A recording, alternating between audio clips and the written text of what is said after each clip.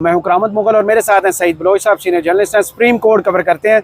Saeed Bloch साहब, financial times की report पर फौज का रद्द अमल भी आ चुका है कि ना तस्दीक कर सकते हैं ना तरदीद कर सकते हैं, लेकिन रिपोर्ट ने इस वक्त जो है धूम बहुत मचाई हुई है, शोर बहुत मचाया हुआ है कि ये कैसे मुमकिन है कि पाकिस्तान गवादर का मकाम हो जो चाइना के पास हो, उसे कुछ ही फासले पर पसरी जो उसकी तहसील हो वो जो है वो अमेरिका के हवाले कर दी जाए, और जिन मकासद के लिए इस्तेमाल की जाए क्रिटिकल मिनरल्स। उस स्टोरी के अंदर एक अहम तरीन इंकशाफ ये भी है कि क्रिटिकल मिनरल्स की एक खेप जो है ये दावा किया जा रहा है वो एक महीना पहले पहुंचा भी दी गई है।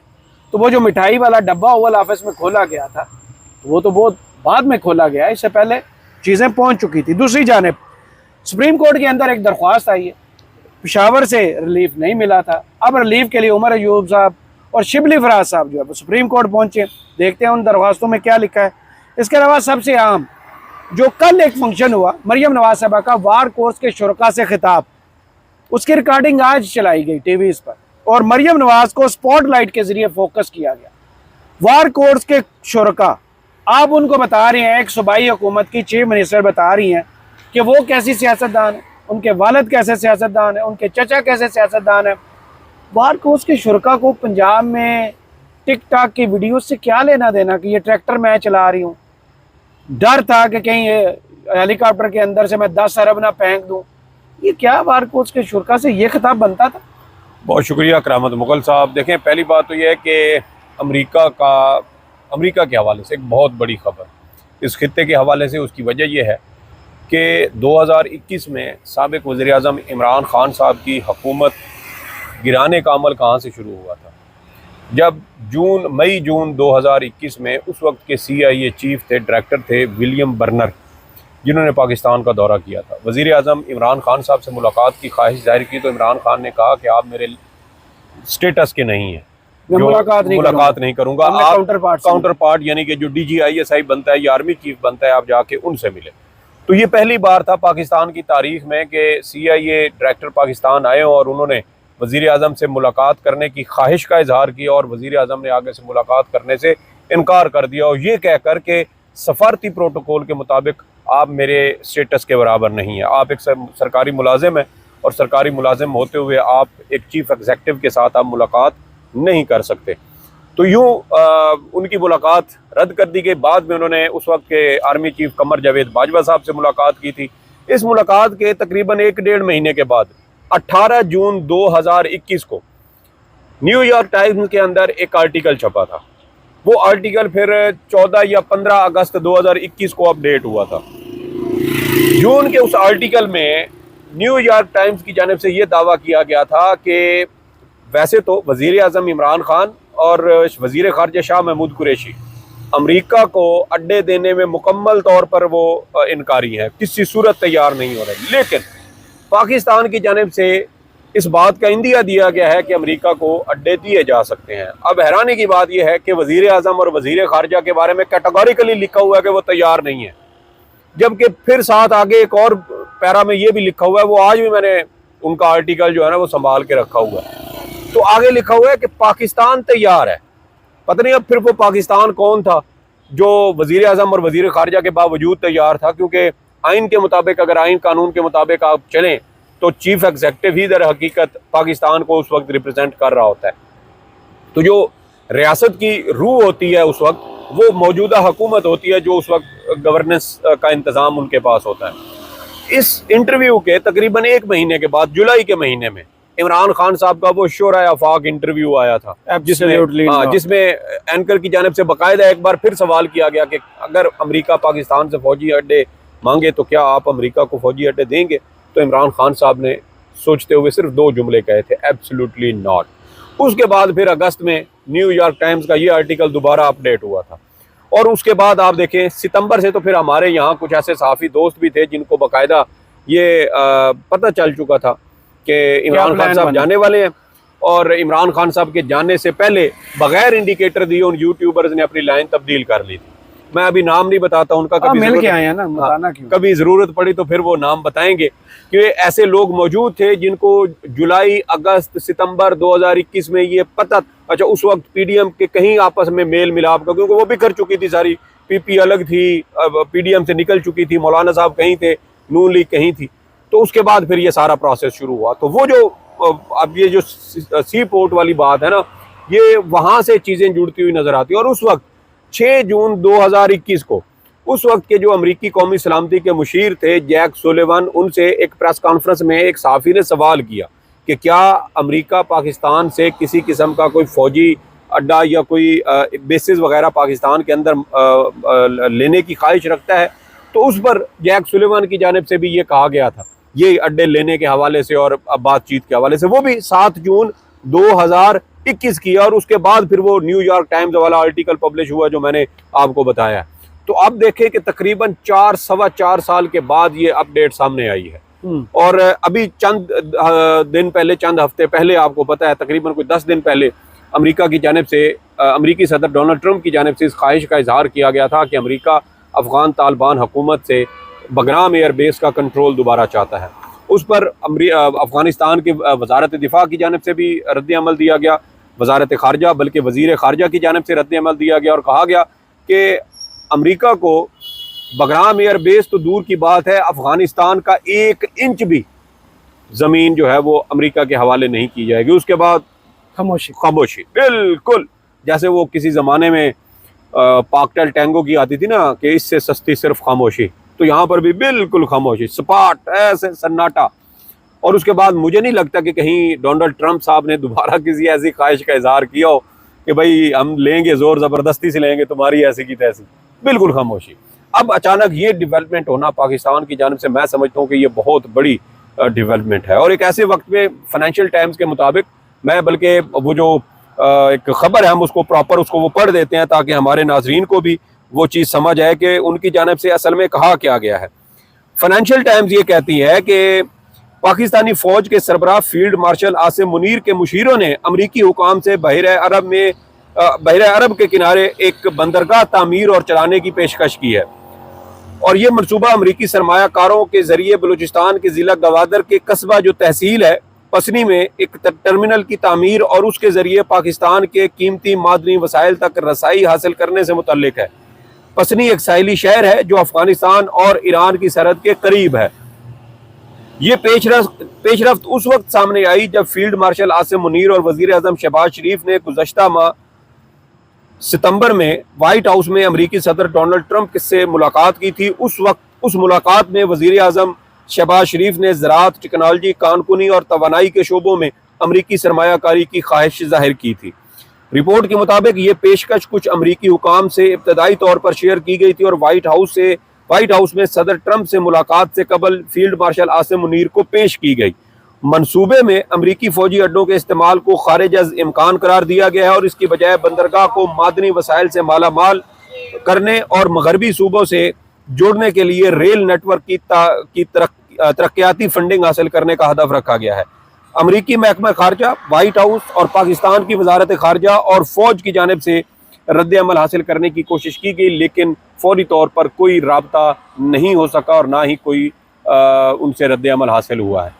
अब ये तो हो गई एक चीज़। अब दूसरी इसी रिपोर्ट में वो ये भी बताते हैं जो इससे भी बड़ी डेवलपमेंट है कि भाई तकरीबन कोई 2 टन से ज़्यादा रेयर मिनरल्स ऑलरेडी अमेरिका को शिप किए जा चुके हैं।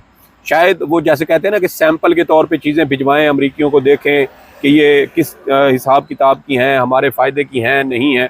अब सवाल यहाँ पर यह पैदा होता है कि अभी रियासती सतह पर कोई मुआहदा नहीं हुआ और मुआहदा हुए बग़ैर अगर ये चीज़ें इस तरह टनों के हिसाब से जा रही हैं तो फिर रियासत को फ़ायदा नहीं है, अवाम को फ़ायदा नहीं है, सूबाई हुकूमत को पता नहीं है, वफाकी हुकूमत को पता नहीं है। तो ये किस पैराए में और किस तनाजुर में और किस कैपेसिटी में, किस अथॉरिटी के तहत ये चीज़ें भेजी जा रही हैं, इसका भी कोई सवाल जवाब जो है वो बज़ाहिर नज़र नहीं आता।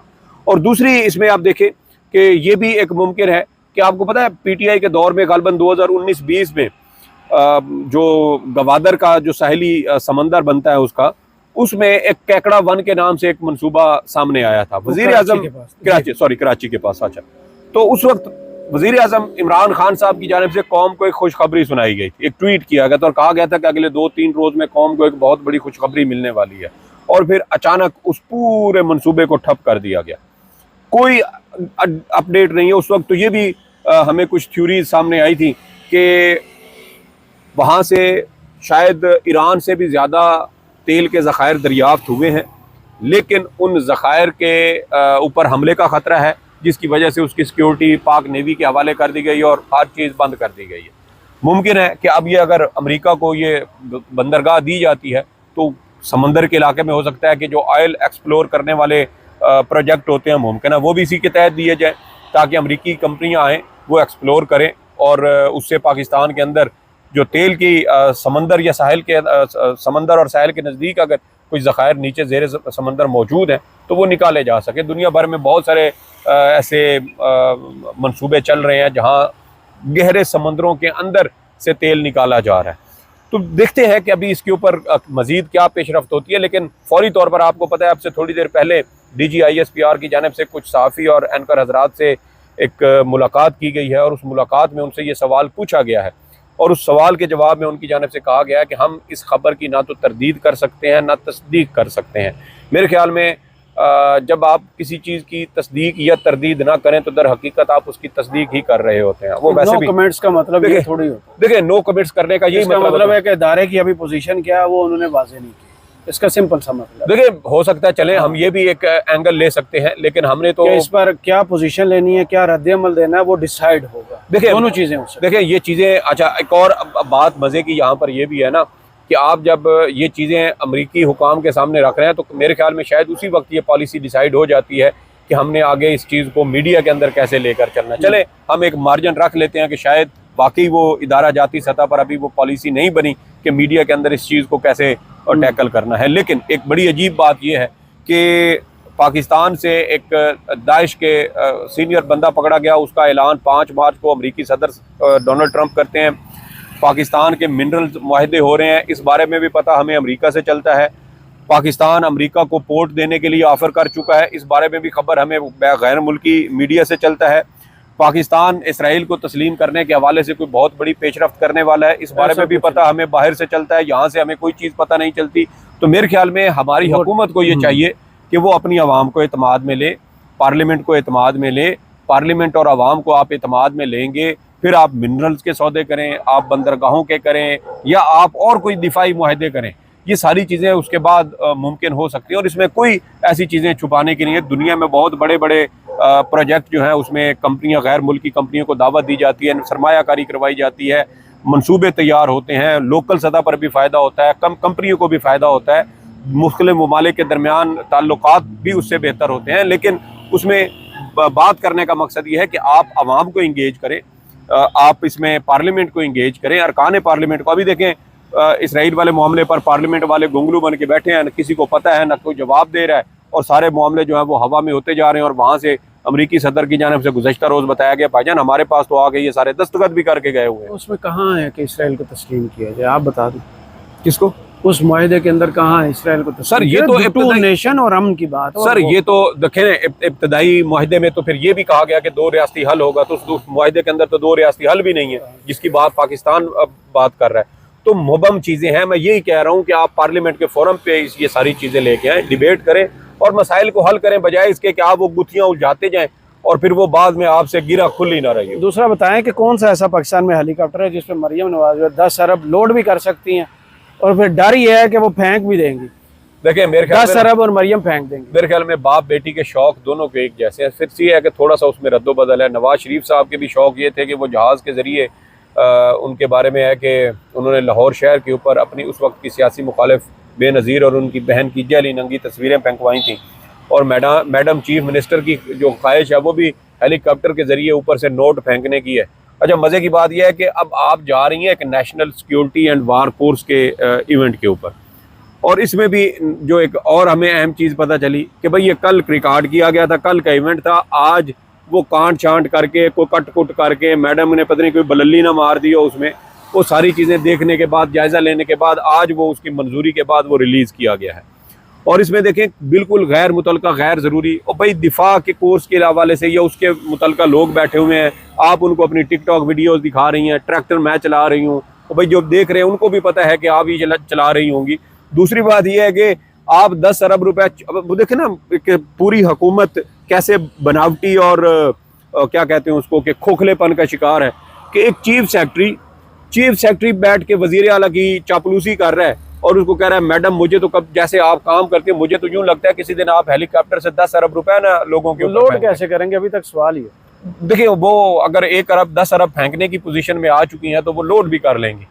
तो और हो सकता है कि वो हो सकता है नीचे वो जो ट्राम चलाई है 3 डब्बों वाली वो हिस्सा। हाँ, तो ये मैडम के मेरे ख्याल में 2019 में जब नवाज शरीफ साहब बाहर गए थे ना, तो उस वक्त हम ये कहते थे कि इस्टेब्लिशमेंट ने नून लीग को बिल्कुल साइड लाइन करके मरियम नवाज को वो कर रही है, उनकी ना प्रोजेक्शन कर रही है कि उनको जलसे जुलूस में वो अकेले जाती थी, प्रेस कॉन्फ्रेंस वो अकेले करती थी, साथ ज़्यादातर लोग उनके नहीं थे, जिससे ज़्यादा से ज़्यादा लाइमलाइट में मरियम नवाज साहिबा रहती थी। तो उस वक्त यही कहा गया कि ये इस्टेब्लिशमेंट एक नए सियासतदान को जन्म दे रही है, एक नया सियासतदान तैयार किया जा रहा है जो पाकिस्तान में आगे जाके मुस्लिम लीग नून चलाएगा। और अब यूँ लगता है कि जैसे हमारी ही जो करता धरता है और इस्टेब्लिशमेंट है वो मरियम नवाज को उन्होंने फ्री हैंड दे दिया कि अपने बोझ से खुद गिरे, इसको किसी किस्म की कोई सियासत या कोई रुकावट या कोई अपोजिशन करने की ज़रूरत ही नहीं है। ना पंजाब के अंदर PTI अपोजिशन कर रही है, ना आपकी पीपल्स पार्टी अपोजिशन कर रही है, ना और किसी किस्म की कोई दूसरी तीसरी इनको रुकावट है, लेकिन उसके बावजूद मैडम अकेली हैं, रेस में भाग रही हैं और आखिर में आ रही हैं। अब पीपल्स पार्टी इनकी इत्तेहादी है, उनके साथ मत्था लगाया हुआ है और वो भी आगे से इंजॉय करते हैं। और वो भी आगे शैला रजा जैसी खवातीन वो कहती है हम तो एक रैंडम सी जनरल सी ट्वीट करते हैं, ये उसको अपने ऊपर ले लेते हैं। उन्होंने उस दिन कल उन्होंने लिखा जहनी मरीज के हवाले से, और मैडम जो है उन्होंने फ़ौरन से आके ऊपर अज़मा बुखारी साहबा वो रद्द अमल दे रही हैं। शायद इनको भी पता है कि शैला रजा साहबा ने जिस जहनी मरीज़ा के बारे में लिखा है वो शायद एक ही है, और वो फ़ौरन उसकी जो तर्जमान है और उनकी मुशीर है वो फ़ौरन उसके ऊपर रद्द अमल देने भी रहने देते हैं, क्योंकि उन्होंने भी नाम तो नहीं लिखा था। दूसरी जानब ये जो दरख्वास्त आई है सुप्रीम कोर्ट में, अपोजिशन लीडर कौमी असम्बली और सैनेट के दोनों, इमरान खान ने भी इनकी जगह पर महमूद अजगज़ई साहब का जब नाम दिया था, उन्होंने कहा था जब तक इनकी लीगल बैटल ख़त्म नहीं होती तब तक नहीं नया अपोजिशन लीडर आएगा। अब क्या समझते हैं, पेशावर से रिलीफ नहीं मिला तो सुप्रीम कोर्ट से कोई उम्मीद है 1%? देखें, सुप्रीम कोर्ट 26वीं तरमीम के होते हुए तो कोई उम्मीद नहीं है, और मेरे ख्याल में सुप्रीम कोर्ट ऑफ पाकिस्तान भी उसी नुक्ते के ऊपर जाएगी जो पेशावर हाई कोर्ट ने कहा कि आप पहले जाकर मुतल्लिका फोरम पे सरेंडर करें, ट्रायल कोर्ट के सामने सरेंडर करें जहां से आपको सज़ा सुनाई गई है, उसके बाद आपका आगे जो रिलीफ वाला प्रोसेस है वो उसके बाद शुरू होगा। तो इसलिए अब उमर अयूब साहब की दरख्वास्त आ गई है, उन्होंने उसमें ये है कि नुकात उठाए हैं कि मैं वो जो कहते हैं ना कि इंसाफ, निज़ाम इंसाफ से भागा हुआ या भगौड़ा, क्या आप निज़ाम इंसाफ के सामने सरेंडर नहीं कर रहे। उन्होंने उसमें दरख्वास्त में ये मौक़िफ़ इख्तियार किया है कि जब ये पेशावर हाई कोर्ट में केस चलता रहा तो मैं वहाँ पर पेश होता रहा हूँ, जब ट्रायल कोर्ट में भी केस चल रहा था तो वहाँ पर भी पेशियाँ भुगतते रहे हैं, लेकिन ये जो सज़ाएँ सुनाई गई हैं वो मेरी गैर मौजूदगी में सुनाई गई हैं, और मेरी गैर मौजूदगी में सुनाई गई इन सज़ाओं की कोई हैसियत नहीं है। और इसके अलावा सज़ाओं के और जो मुकदमात का तरीक़ाकार है जो ट्रायल किए गए उस पर भी उमर अयूब की जानिब से एतराज़ात अदालत के सामने उठाए गए हैं। अब दरख्वास्त तो दायर की गई है जिसमें पेशावर हाई कोर्ट के उस आर्डर को सस्पेंड करते हुए उनकी जो हुक्म इम्तना जारी किया गया था उसको बहाल करने की इस्तदा की गई है। PTI का ये मौक़िफ़ बिल्कुल वैलिड है कि अभी सिर्फ ट्रायल कोर्ट से सज़ा हुई और उसके फौरी बाद आपने उनको डी-सीट कर दिया, नाअहल कर दिया। अब ये यहाँ पर बैटल अपना मुकदमे लड़ते रहे हाई कोर्ट्स में, और वहाँ से इलेक्शन कमीशन ज़िमनी इलेक्शन का ऐलान कर चुका है। वहाँ से अब तक मजमूई तौर पर कौमी असम्बली, सूबाई असम्बली और सैनेट की कोई तकरीबन 18-19 सीटें हैं जिसके ऊपर इलेक्शन कमीशन शेड्यूल जारी कर चुका है, और वो शेड्यूल जारी होगा उसमें टोटल आपके पास 45 दिन होते हैं। यहाँ मुकदमे का फैसला होते होते शायद इनके कई महीने और हो सकता है कि 1.5-2 साल लग जाए। ये भी मुमकिन है कि अगली नए इलेक्शन तक ये केस इसी तरह लटकते रहें और नए अरकान जो फार्म 47 के ज़रिए मुंतखब हो के आ जाए, वो असम्बलियों में बैठ जाएं, और कल को अगर इनके हक़ में फ़ैसला आ जाता है फ़र्ज़ करें, तो फिर वो जो अरकान असम्बलियों में बैठे होंगे उनका क्या बनेगा? क्या उनको फिर दोबारा उनसे रिज़ाइन करवाए जाएंगे, इनको बहाल किया जाए? तो ये मुमकिन नहीं है, क्योंकि माजी में तो हम देख चुके हैं फैसल वापडा केस में कि जब निसार खुडो साहब मुंतखब हो के सैनेट में आ गए तो सुप्रीम कोर्ट ने फैसल वापडा को कह दिया कि आप अब अपना रिज़ाइन टर्म का वेट करें। तो ये फिर ये चीज़ें गलत हो जाती हैं। तो अदालत, नवाज शरीफ साहब की जो मिसाल दी जाती है, जी नवाज शरीफ हुए थे तो उनको डी-सीट कर दिया। नवाज शरीफ सुप्रीम कोर्ट से नाअहल हुए थे, उससे आगे कौन सा फोरम था जहाँ पे आपने अप्लाई करना था? ये तो ट्रायल कोर्ट से हुए हैं, ट्रायल कोर्ट, हाई कोर्ट, फिर सुप्रीम कोर्ट में आके सजाएं हतमी होंगी। तो जब तक सुप्रीम कोर्ट से सजाएं हतमी ना हो तब तक मेरे ख्याल में ये स्टे मिलना चाहिए था। पेशावर हाई कोर्ट को ये चीज़ें उस वक्त तक तो मेंटेन रखनी चाहिए थी। हाँ, अदालत ये कह सकती थी कि हम आपका स्टे दे रहे हैं, लेकिन आप अदालत में जाके सरेंडर करें और फिर अपना जो लीगल रेमेडी है वो आप मुतलका फोरम से होते हुए हाई कोर्ट्स और सुप्रीम कोर्ट तक अवेल करें। लेकिन स्टे ऑर्डर बरकरार रखना चाहिए था ताकि वो एज अ मेंबर असम्बली वो बरकरार रहते। फिर अगर उनकी सुप्रीम कोर्ट से आके सजाएं हतमी हो जाती, कन्फर्म हो जाती कि जी आप उसमें शामिल थे, क्योंकि उनके ऊपर इल्ज़ाम यह है कि आप कंस्पिरेसी में शामिल थे, वो साजिश तैयार करने में आपका किरदार है। तो जो बंदा उस वक्त किसी जगह मौजूद ही ना हो, उस शहर में उस ज़िले के अंदर मौजूद ना हो, तो आप उसके ऊपर कैसे कंस्पिरेसी का इल्ज़ाम लगा रहे हैं? तो ये चीज़ें हैं जिसमें सुकम है, खामियां भी हैं। अब देखना यह है कि याही अफरीदी साहब क्या चंद चढ़ाते हैं, वैसे कोई अच्छे की उम्मीद नहीं है। बहुत शुक्रिया सईद बलोच साहब आपके वक्त का। कमेंट्स बॉक्स में ज़रूर बताइएगा वीडियो आपको कैसी लगी। इजाज़त दीजिए, अल्लाह।